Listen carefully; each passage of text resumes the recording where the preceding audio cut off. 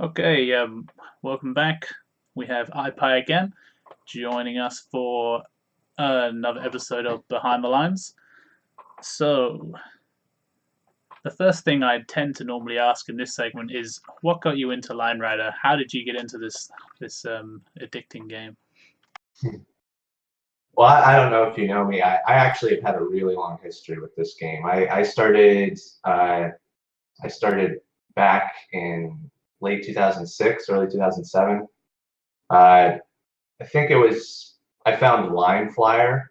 It was like this mod of a game where it changed it to a motorcycle, and I was like playing that for a bit, and Yeah. then eventually I found like comments were like, "Oh no, this is just a rip off of the original game." So I ended up finding the original game and just I got hooked. Some point I discovered YouTube.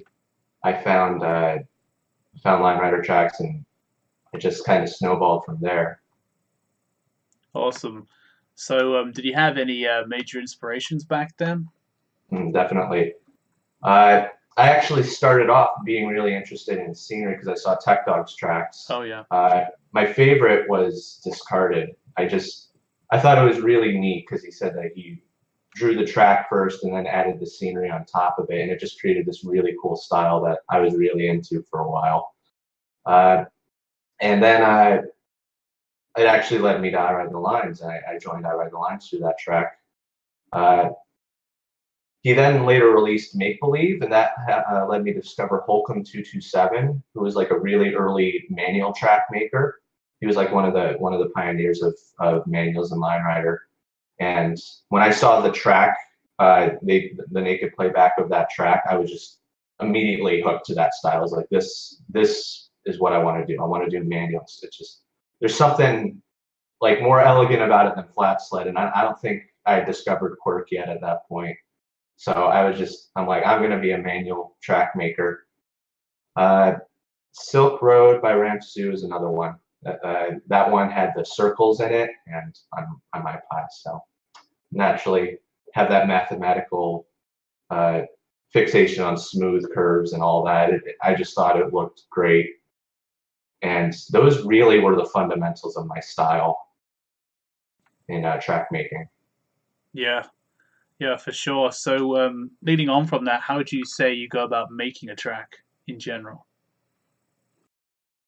Well, back in like 2010 to like 2015, like that span there, I was actually doing something that was kind of frowned upon, and I was using Power Menu. Uh, yeah. So what I did was I downloaded an image of a circle, and then I would just put it as transparent in the background. I'd resize it, and I'd trace the curve into the game so that I could get a perfectly smooth curve, like whenever I wanted. Yeah, And I thought it made for an interesting style. Honestly, it was. yeah. I ended up refining techniques for balancing him on that curve, and yeah, I just will say that a lot during that time there was a lot of Quirk tracks coming out. Like honestly, Quirk has always been a huge part of Line Rider Hmm. since like 2008 or so, and I honestly, it was because I simply did not have the skill level. I tried to get into Quirk, but there was just something about it that it couldn't click with me until later I learned about contact points and all that. But that was years Sure. later. But at the time, I couldn't get into that style. So I was basically dead set on being the best manualer at that point, like in a sea of Quirk Yeah. tracks. It's funny you mentioned your power menu thing because I mean like tracing is something that I guess like most of us kind of figure out at some point like, oh, I could probably just do this, but it's funny how that's kind of evolved because nowadays another community member Arglin showed a, I think he probably got it from Conundrum. He found a way of just coding like a perfect circle just in like the line writer code. Oh, really? Yeah, so like from that he made a track of like different size circle presets, and then he just I have a copy of the track, so every time I want to make like a perfect circle, I literally just like copy and paste from one That, track file to the sounds next. that sounds wonderful. That is exactly what I would have done back then if there Yeah, was like a circle preset. yeah, There was this program like that was like Curve Maker or something way back then that would like take control of your mouse and draw yeah, yeah. curves. I've seen stuff like But that. it was always imperfect, and Yeah, I never used it. yeah, yeah. But Like yeah, it's good. Like the tools have come a long way because you can, with the latest update, you can now resize shapes. So if you have one of these circle presets, for example, you can make it into kind of any shape curve that you want, and it's still like perfectly smooth without having yeah, to like you know. I definitely love how the community has gotten more open with these like new tools because back then the community was like I was immature. Like I started when I was 11 and I was still really young at the time. So Yeah. I will say I will give credit to the fact that I wasn't the most mature member of the board, and that's probably I have a lot of actions that I regret doing. But I also did notice because I do have some archives, and reading through the archives, the forum was really particular with the way things should be done at the time. Like they were really, oh, you can't do this, you can't do that, and I'm glad to see nowadays that it's more open to just have fun with the game, do what you Yeah. want to do in it, and make something cool. Yeah, it's good that we don't really have the attitude because I think like a lot of that comes from a kind of fear of losing prestige. Like if you make something that Mm-hmm. takes skill, like let's just say, like most of us know how to make a smooth curve without like copying and pasting or like tracing or Mm-hmm. whatever, but it's much quicker to just, copy and paste one and then just resize it to however you want rather than spending, like 10 minutes making it. It's like that kind of Yeah, thing. I think that was part of it was people were worried about nullifying the work of past members because they're like, oh, well, they had to do this in a.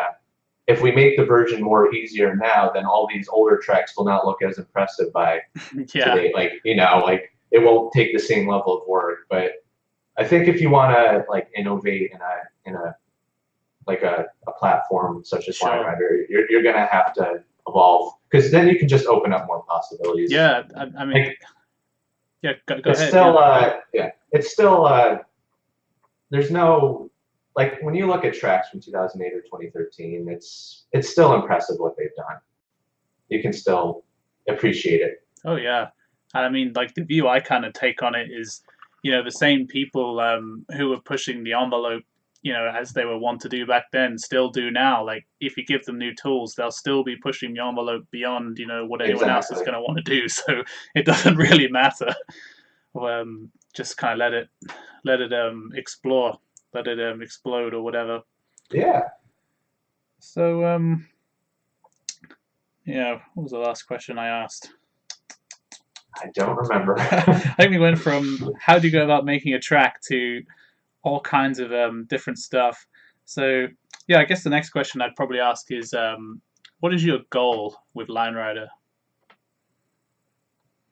Well, I would say my goal is to make tracks that don't really fit the norm of like what most track makers do. I try to come up with like creative ideas and like follow them pretty like rigidly and through the like my latest track was basically restrictions. You can only flat sled and everything has to connect. And with those, you can really come up with I think a lot of creative ideas to get around those restrictions. Sorry, what was the question again? What is your goal? But I mean, The goal. Okay. yeah, like So I guess my goal is to make tracks that are like not typical, like unusual tracks that are still impressive to watch. I do try to make tracks for myself, but there is definitely I definitely want to impress. I this is like a thing about me, I guess. I wanna prove that I can do something elegantly and make things that are interesting that you wouldn't typically see. sure. So that's kind of my goal. Okay, yeah. So leading on from that, then, would you say that most of the reasons you make a track is for other people, or is it mostly for yourself, or is there kind of like a split there? If you have the goal of impressing people. Yeah, I definitely have a split there. In terms of the style of the track, it's definitely me. I make those tracks in that style because I like that style. I do appreciate quirk tracks, but I've just never been able to really get into them because I I find them to not be the easiest things to watch. So in that sense, I'm doing it for me, the style, but I try to execute my style to as high a degree as possible so that others can enjoy it, if you get what Sure. I'm saying. Sure, yeah, and yeah, going back to what you were saying earlier about doing things in a new and innovative way, like what you were saying with, kind of taking a traditional fling and making it a push instead of a pull, like stuff like that Hmm. is still innovative even today. I mean, we don't really see people experimenting with that often, so it's just stuff like that can really make line rider refreshing and new. Um, Yeah, I definitely hope. I'm working on another track right now. I don't have any promises. I have like 2 years between all my releases, but I'm hoping to like do what I wanted to do in Mountain with this track, especially with the new tools that we have. I think it would be an easier process. awesome. So no promises, but hopefully I can get that done. Sure. So, I guess you're kind of returning to the scene now. So I don't know how much of the kind of line rider scene you're really seeing or aware of. I haven't seen a whole lot. All I know about is 10-point cannons, ten and point, yeah, 10 point that's about guns. it. Yeah, they're an interesting phenomenon, and some pretty useful. Can be pretty useful, definitely. Yeah, I watched Jealous Cloud did a tutorial. It was kind of funny actually the way it ended, but I was like, yeah, Did, maybe I'd get into that. I don't know. did you like learn anything from it, or was it more like, Uh, I think I'd have to rewatch it in order all to right, actually try to make one. I'm gonna help you out. I yeah. Yeah, go to my channel. I made one like a week ago. If you, Oh, really? yeah, just go on like on the basic one. Like you don't have to watch it like right now while we're talking, obviously. But Yeah. like if you want to get, there's a good basic one, and then if you want to get into the ins and outs of the things you can do with them, there's like an hour and a half where we like go down the rabbit hole with stuff you can do with them, Wow. which may or may not be worth your time depending on what you want to do. I mean, it would be a cool thing to have in your like tool arsenal, I guess, to be able to use in a track somewhere. Yeah, It's like basically we've gotten to the point where we can teleport him. That's yeah, ridiculous. yeah. It's like we thought we had teleportation with singularity cannons, but now you can do it in like one frame, and you won't even be able to tell if he's even been teleported and like crazy stuff. It's like there's like no there's no reason for him to fall off his sled anymore. Yeah, yeah. It's so like meta. It's not even true at this point in Line Rider. So yeah, like when it comes to Line Rider, would you say you had any kind of like ideology or philosophy with the way you view Line Rider? Like to you, is it just something to have fun? Is it like an art form, a medium, or are you just there to like push boundaries? Like what would you say your approach is? Oh man, this is so fun. I would say like everything, like every one of those. I definitely initially started because I was just having fun with the game, but maybe it's a consequence of the community that I started out in. But I just like naturally wanted to try to impress people because that seemed to be what the big thing was back then, was making impressive looking tracks. So I guess philosophy. I don't know. I kind of feel like I'm going over it again. I just kind of want to make tracks Sure, yeah. that that I make in my style and I enjoy that others can watch. I don't know if I can answer that again. Sure, yeah. No need to rehash the same point. So, how much time would you say you put into a track, and not just time? Like, how much do you like give of yourself when Mm, you're working on a track? well, back back then it was too much time.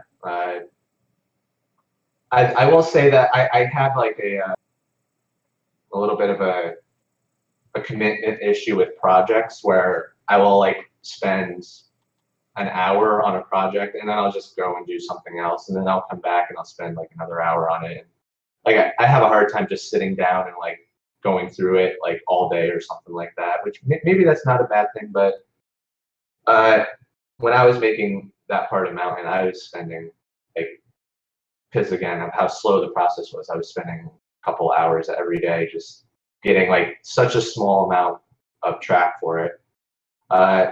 Emotionally, I guess it didn't really. I think I was just kind of channeling energy from the time into the track making process. So I did put emotion into that track for sure. So, what did you get out of the effort you put in? I was very happy to get the feedback I got on it. It seems like maybe it's because I put out things so infrequently, but I'm always shocked at how people are like, oh hey, it's the guy, he's back. I'm like, I'm the guy, huh? Yeah. So just like yesterday, we're like, oh hey, it's this guy that made this insane track, and we just haven't seen anything from him for 2 years. Just comes back. yeah, I guess that's the way to do it. Just release something every 2 years. Yeah, just blow people's minds and then just disappear again. So, so leading on from that, because I mean, this is something I been wanting to ask people for a while. Because every time I release a track, like that's like the point of like culmination of like all the energy and effort you've put in, and then afterwards I'm just like depressed. I'm like, oh, well, now what do I do? Because it's like you've been working on this thing and you're like so involved with it, and then afterwards you're like, oh, shit, like I need to start making another one, like just to like fill the void. Yeah, it's kind of funny because when I've actually this recent track that I released, I started it 2 years ago. I started it right after I released Mountain. So it's kind of funny because now I just released this track and I just started another one. I don't know. I guess I always have to have something like in progress of being made. Yep. Like I started this before I'd even finished this. I was like, I know I got 10 seconds left of this track. I need to get this out here. Yeah.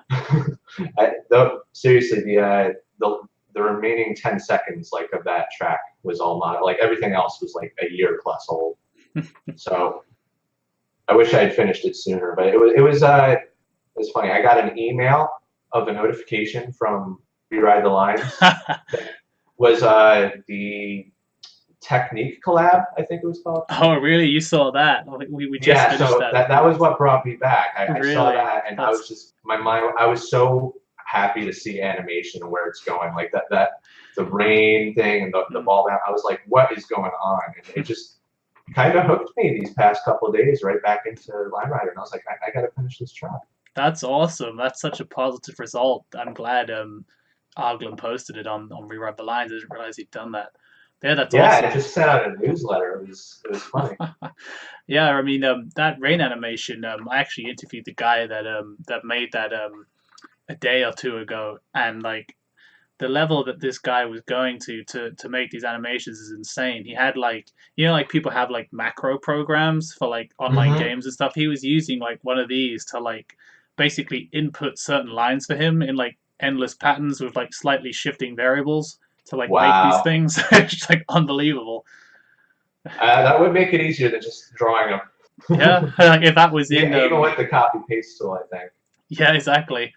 I mean, we have certain tools that make animation a lot simpler now. But I mean, even so, like if we eventually had some kind of macro thing like that implemented, I mean, animation would kind of, I mean, obviously you still have to enter the code and stuff, but animation would kind of take care of itself in some senses. Huh. So now that you've kind of returned and you see all these new techniques, like obviously they excited you and brought you back. So I mean, where would you hope to see Line Rider go? Well, yeah, like seeing the animation in that track, I would like to see more of that. That is probably one of the more accessible things to see to like a broader audience. That when you see something like that, it just blows you away because I mean, Line Rider is not something where you would expect to see moving images like that. So Yep. uh, I would definitely like to see that advance. See, like maybe get new tools in the future that make things easier, like Yeah. refine things, and that'd be it'd be really cool. I mean, what was that guy? It's like the bee and the dragonfly or something. Oh, that was Apple, I think, isn't it? Apple, yeah. Like that sort of thing where the line interacts with him. I think ultimately having the animation actually interact with Bosch Mm. would be an amazing like place to go. Like where you Yep. basically have animation and track combined and interacting. Yeah. Yeah, that's something I actually tried to do in an unfinished track that I have that essentially I burned out of for the same reason you burned out of Mountain. Because I was Yes. like, I started making this before I'd even like conceived the idea of using like an overlay program, right? I had like sticky notes. I'd stick them on my computer screen, like then like draw it, like move it slightly, draw it again, move it Oh slightly wow. for like hours on end, like stuff like that. And yeah, eventually like I mean, the tools are so much advanced now that honestly, I could probably finish the track, but like just like the mental fatigue, like PTSD from making that track is like because one of the things I had in this was like an animated figure actually interacting with him in the kind of way that you're describing. So Cool. like a similar version of Bosch, but on like a surfboard or whatever, right? So it's like yeah, stuff like that is like a lot more viable now. But one track I'll probably link this to you after the interview that you should see from the guy that made the rain animation. He has like this track with animation that's probably arguably the best animation in terms of like continuity and realism. That's kind of like Hmm. editor and produce. So yeah, I'll probably link that to you after Yeah, I this. definitely want to see that. Yeah, it'll blow your mind. So, yeah, I mean, the last question I tend to ask is if you had a message for, a new person, maybe they're watching the show and, maybe they've seen some of these things we're talking about and they're thinking of getting into Line Rider, what would you tell them? Uh, Probably tell them to not to just mainly just have fun. You don't want to hold yourself to like a high level of expectations like I've done in the past. Uh, what what you're trying to do is just make something that you're proud of that you enjoy watching. I would say it should be secondary that if other people like enjoy watching your track, you should basically do it for you and just have fun with it.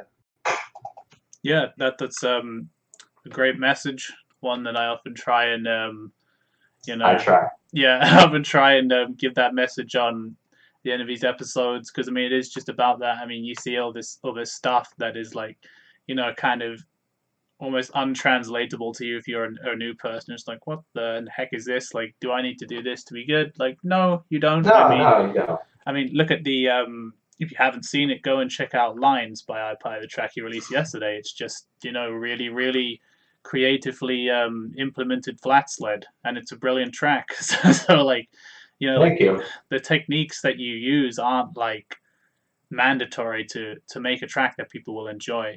So just keep that in mind. And yeah, I think with that, unless you have anything else you wanted to cover, then I think we'll probably conclude this interview. Yeah, I think I've pretty much said everything that I wanted to say. It's very Awesome. nice doing this. Yeah, no worries. And if you ever have any tracks you want to talk about in future, hit me up and we'll have you on again. Hopefully, it'll come out sooner than later. Yeah, hopefully it's not in like 2 or 3 years. Jeez. All Fingers right. crossed. Yeah, well, fingers crossed on the next update from the Shadow Man iPi. All right. So yeah, thanks for joining us, and audience again, leave your love and hate below, and we will see you next time. All right. Cheers. Uh,